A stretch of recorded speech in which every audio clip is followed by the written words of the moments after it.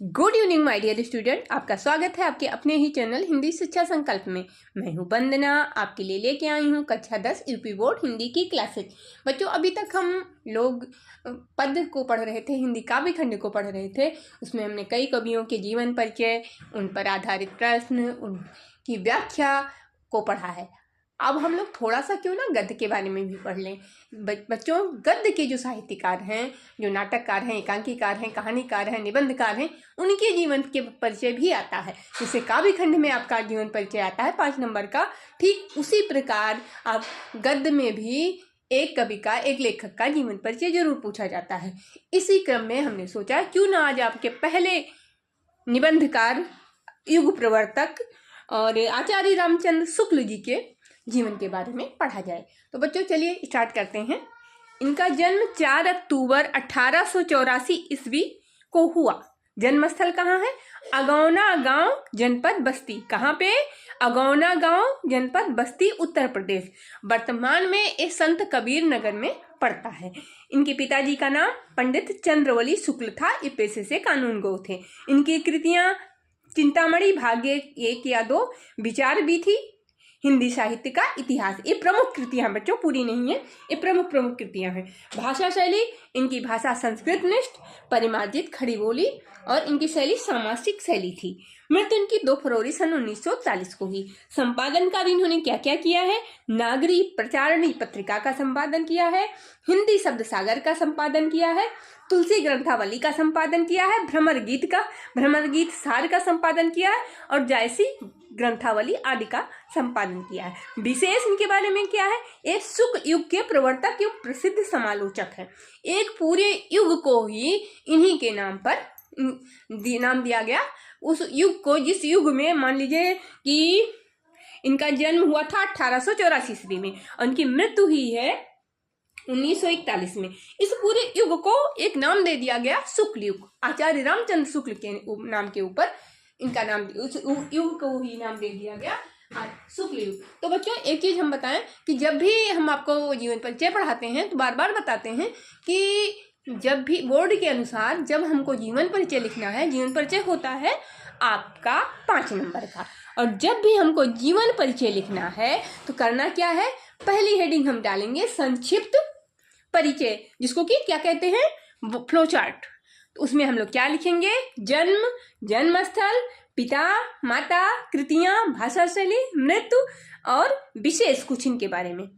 तो बच्चों, जैसा कि मैंने बताया, इनका जन्म 4 अक्टूबर 1884 ईस्वी को हुआ। कहाँ हुआ? अगौना गांव के जनपद बस्ती में, उत्तर प्रदेश के संत कबीर नगर, जो कि इस वक्त संत कबीर नगर में पड़ रहा है। और इनके पिताजी का नाम है पंडित चंद्रवली शुक्ल। इनकी कृतियां हैं प्रमुख कृतियों के बारे में हम बात कर रहे हैं। चिंतामणि, ये निबंध है बच्चों। विचार भी थी, ये भी निबंध है। हिंदी साहित्य का इतिहास, ये एक इतिहास है। और भाषा शैली की बात करें तो इनकी भाषा शैली संस्कृत निष्ठ, परिमार्जित खड़ी बोली है और शैली इनकी सामासिक है। और इनकी मृत्यु 2 फरवरी सन 1941 ईस्वी को हुई।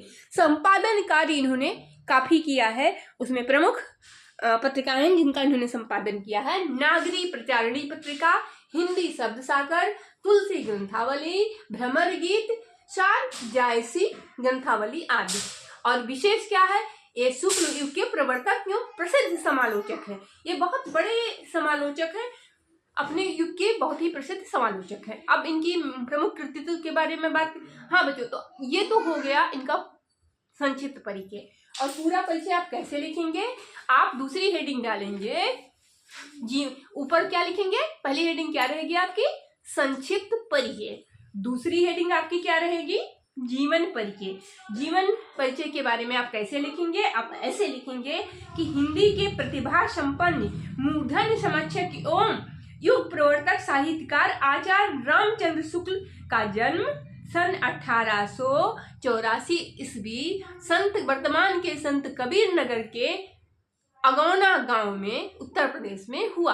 इनके पिताजी का नाम पंडित चंद्रवली दुबे है, चंद्रवली शुक्ल है, सॉरी, जो कि मिर्जापुर में कानूनगो थे। इनकी माताजी जो थी अत्यंत विदुषी और धार्मिक महिला थी। इनकी प्रारंभिक शिक्षा दीक्षा अपने पिता के पास जिले की राठ तहसील में हुई और इन्होंने मिशन स्कूल से अपने पिताजी के पास, जहाँ इनके पिताजी नौकरी करते थे मिर्जापुर में, वहीं पे इन्होंने मिशन स्कूल से 10वीं की परीक्षा उत्तीर्ण की। और इनके मैथ में कमजोर थे बच्चों, मैथ इनका अच्छा सब्जेक्ट नहीं था और इसलिए ये आगे की पढ़ाई नहीं, मैं वहाँ पे मिशनरी स्कूल में नहीं किए। और इंटर इन्होंने किया इलाहाबाद से, जिसको कि उस वक्त FA कहते थे, इंटरमीडिएट नहीं कहते थे, उस वक्त इंटरमीडिएट को FA बोला जाता था।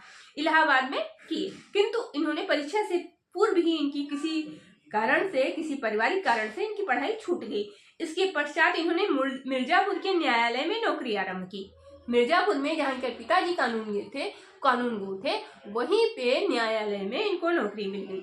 लेकिन नौकरी इनके स्वभाव के विपरीत थी, इसलिए ये ज्यादा दिन वहां पर नहीं टिके।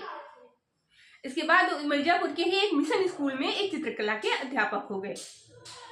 वहीं पर इन्होंने नाटक, कहानी, निबंध आदि चीजों की रचना की। इनकी विद्वता से प्रभावित होकर इन्हें हिंदी शब्द सागर के संपादन कार्य के लिए बुलाया गया। बाबू श्याम सुंदर दास जो थे वो इनकी विद्वता से बहुत प्रभावित थे और उन्होंने ही इनको हिंदी शब्द सागर के संपादन कार्य के लिए बुलाया। इसके बाद इन्होंने 19 वर्ष तक काशी नागरी प्रचारणी पत्रिका का संपादन किया। कुछ समय पश्चात इनकी नियुक्ति काशी हिंदू विश्वविद्यालय में हिंदी विभाग के प्राध्यापक के रूप में हो गई। और बाबू श्याम सुंदर दास के रिटायर होने के पश्चात इनको विभागाध्यक्ष भी बनाया गया। स्वाभिमानी और गंभीर प्रकृति का हिंदी का ये दिग्गज साहित्यकार सन 1941 ईस्वी में स्वर्गवासी हो गया, यानी कि 2 फरवरी सन 1941 में इनका निधन हो गया। अब बात करते हैं इनकी कृतित्व की। तो बच्चों इन्होंने निबंध लिखा। निबंध में इन्होंने क्या क्या लिखा? निबंध है इनकी चिंतामणि, भाग या दो भागों में इन्होंने चिंतामणि का लेखन किया। दूसरा निबंध इनका है क्या है? दूसरा निबंध इनका है विचार वीथी। ये देखिए कुछ मिटल गया है मेरा विचार, आप चाहें तो इसको नोट कर सकते हैं बच्चों, बहुत काम की चीज है, 5 नंबर आपके कहीं नहीं जाएंगे। दूसरा है आलोचना ग्रंथ। आलोचना ग्रंथ में रस मीमांसा, त्रिवेणी, सूरदास, इन ग्रंथों, ये ग्रंथ इनके आलोचना ग्रंथ हैं। अब चलिए इतिहास के ग्रंथ कहें तो इनका इतिहास का ग्रंथ है प्रमुख, जो है सबसे ज्यादा विख्यात, हिंदी साहित्य का इतिहास। और अब संपादित कार्य इन्होंने क्या क्या किया है? जायसी ग्रंथावली, तुलसी ग्रंथावली, भ्रमर गीत, हिंदी शब्द सागर, और एक कहानी इन्होंने लिखी है 11 वर्ष का समय। इन्होंने काव्य भी लिखा है बच्चों, इन्होंने काव्य की रचना की है और काव्य है इनका अभिमन्यु वध और बुद्ध चरित आदि। तो ये तो था आपका आचार्य रामचंद्र शुक्ल जी के जीवन के बारे में। और हाँ बच्चों, अगर विशेष कहा जाए इनके बारे में तो बाबू गुलाब राय जी ने कहा है इनके बारे में कि जो स्थान उपन्यास में मुंशी प्रेमचंद जी का है, वही स्थान निबंध रचना में आचार्य रामचंद्र शुक्ल का है। आप इसी से अंदाजा लगा लीजिए कि हिंदी साहित्य में इनका कैसा स्थान है कि इन्हीं के नाम पर एक पूरा का पूरा युग बन गया है। शुक्ल युग के नाम से अगर आप हिंदी साहित्य का इतिहास पढ़ेंगे तो ये युग ही आपको मिलेगा शुक्ल युग के नाम से। तो बच्चों आप हमारा वीडियो देखते रहिए। और हाँ, एक चीज और कहना भूल गए हैं, इसमें गद्य में आपके 5 लेखक ऐसे हैं जिनका जीवन परिचय बार बार परीक्षा में पूछा जाता है। आचार्य रामचंद्र शुक्ल हैं, डॉक्टर राजेंद्र प्रसाद हैं, भगवत शरण उपाध्याय जी हैं, ऐसे 2 और हैं जिनके बार बार परीक्षा में उनके जीवन के बारे में पूछा जाता है। तो हम आज आचार्य रामचंद्र शुक्ल जी के जीवन के बारे में पढ़ें। अगले वीडियो में या जब भी मुझे समय मिलेगा हम आपको डॉक्टर राजेंद्र प्रसाद जी के बारे में पढ़ाएंगे और भगवत शरण उपाध्याय जी के भी बारे में पढ़ाएंगे। और एक है जयप्रकाश भारती जी, उनका भी जीवन परिचय परीक्षा में पूछा जाता है। और हाँ बच्चों देखिए, पहले हैं रामचंद्र शुक्ल, दूसरे हैं जयशंकर प्रसाद। ये 2 इनको तो हम कवि के रूप में भी पढ़ते हैं और लेखक के रूप में भी पढ़ते हैं। तीसरे हैं डॉक्टर राजेंद्र प्रसाद, चौथे हैं भगवत शरण उपाध्याय और 5वें हमारे हैं जयप्रकाश भारती। इनमें से किसी न किसी का जीवन परिचय हर बार परीक्षा में पूछा जाता है। तो बच्चों अब इसी के साथ हम अपना वीडियो समाप्त कर रहे हैं। अगर आपको हमारा वीडियो पसंद आए तो लाइक कीजिए, कमेंट कीजिए, शेयर कीजिए और जो भी त्रुटियां लगे वो हमें कमेंट में बताइए। फिर मिलेंगे नेक्स्ट वीडियो में। और बच्चों खूब मन लगा के पढ़िए, खुश रहिए, स्वस्थ रहिए। Thank you.